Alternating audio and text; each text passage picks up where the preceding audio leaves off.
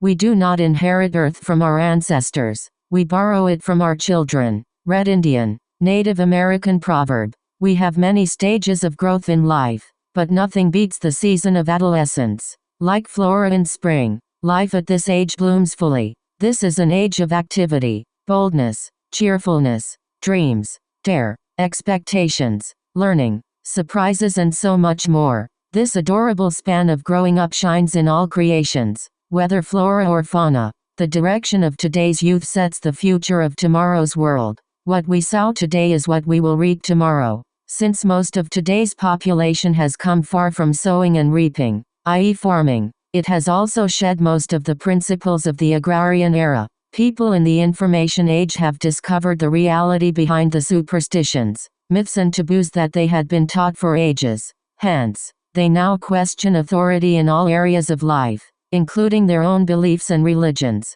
This leads them to follow the secular laws created by different states. What seems to be missing is self-policing. Religions were the main motivation behind self-policing. Religion was also a force driving agrarian societies. As a result, there was a certain spirituality among the people of that era. In industrial societies, people became busier and religious practices were curtailed and shortened, thus shrinking spirituality. The information age and the post-industrial world further decreased the role of religion in our lives. As the chains of self-policing became loose, it led to poorer self-control. Now, free from the chains and boundaries of self-discipline, youth sometimes seek refuge in positive activities like fashion, music, arts, etc. On the other hand, some also get involved in tobacco and drugs, bullying and violence, hero worship, selfishness, etc. Family life is also in a constant state of decay.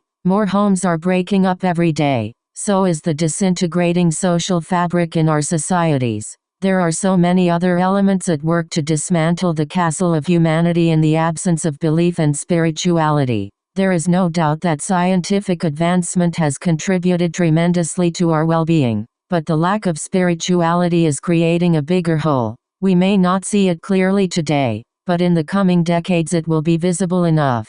The intelligent desire self-control. Children want candy. Rumi. We either need to find newer sources of spirituality or we need to restore the old ones. In short, without self-policing and self-control, CCTV cameras alone cannot be effective enough.